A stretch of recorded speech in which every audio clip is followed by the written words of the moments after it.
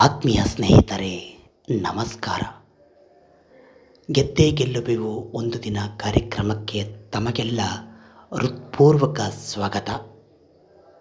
ಸ್ನೇಹಿತರೆ, ಅಂದು ಸ್ಪರ್ಧೆ ತುಂಬ ಕಠಿಣವಾಗಿತ್ತು. ಒಟ್ಟು 10 ಲಕ್ಷ ಸ್ಪರ್ಧಿಗಳು, ಒಬ್ಬರಿಗೆ ಮಾತ್ರ ಪ್ರಶಸ್ತಿ. ಆದರೆ ಬಹುಮಾನ ತುಂಬ ದೊಡ್ಡದಿತ್ತು. ಗೆದ್ದವರಿಗೆ 9 ತಿಂಗಳ ಸ್ವರ್ಗ ಸುಖ, ನಂತರ ಜೀವನ ಪರ್ಯಂತ ಉಚಿತ ಪ್ರವಾಸ, ತನ್ನ ಇಚ್ಛೆಯಂತೆ ಬದುಕುವ ಸುವರ್ಣ ಅವಕಾಶ. ಸೋತವರ ಸ್ಥಿತಿ ತುಂಬ ಹೀನಾಯ. ಅವರಿಗೆ ಸಾವೇ ಗತಿ. ಏಕೆಂದರೆ ಭೂಗರ್ಭದ ನಟ್ಟ ನಡುವೆ ಒಂದೇ ಒಂದು ದೋಣಿ, ಅದರಲ್ಲಿ ಒಬ್ಬರಿಗೆ ಮಾತ್ರ ಕುಳಿತುಕೊಳ್ಳಲು ಅವಕಾಶ.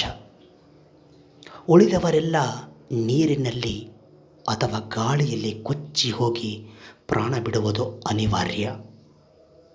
ಸ್ಪರ್ಧೆಯ ನಿಯಮ ಅಷ್ಟು ಕಠಿಣವಾಗಿತ್ತು. ಸ್ಪರ್ಧೆ ಆರಂಭವಾಯಿತು. 10 ಲಕ್ಷ ಸ್ಪರ್ಧಿಗಳು ಒಮ್ಮೆಯೇ ಓಡಲಾರಂಭಿಸಿದರು.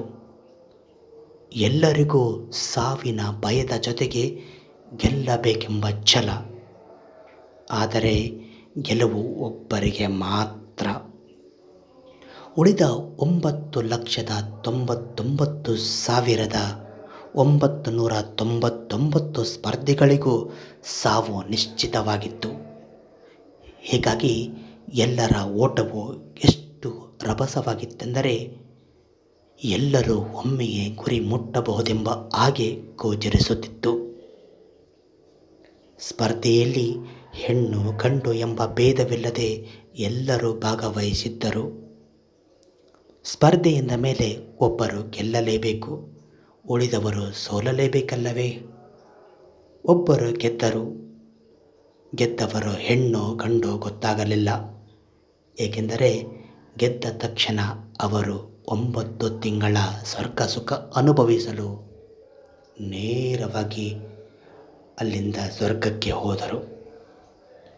ನನ್ನ ಮಾತುಗಳನ್ನು ಪ್ರೀತಿಯಿಂದ ಕೇಳುತ್ತಿರುವ ನನ್ನ ಪ್ರೀತಿಯ ಸ್ನೇಹಿತರೆ, ನೀವು ಸಹ ಈ ಸ್ಪರ್ಧೆಯಲ್ಲಿ ಭಾಗವಹಿಸಿದ್ದೀರಿ.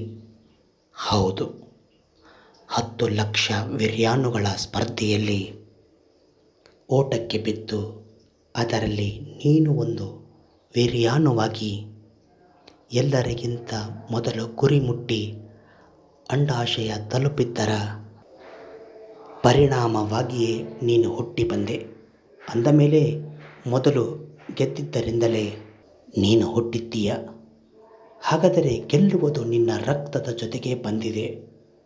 ಹಾಗೆಯೇ ನಮ್ಮ ಕಥಾನಾಯಕ ಗೆದ್ದು ಈಗ ತನ್ನ ತಾಯಿಯ ಗರ್ಭ ಸೇರಿದ.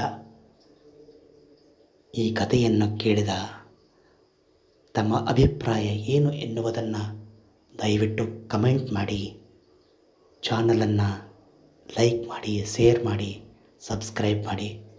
ನಮಸ್ಕಾರ. ಎಲ್ಲರಿಗೂ ಒಳ್ಳೆಯದಾಗಲಿ.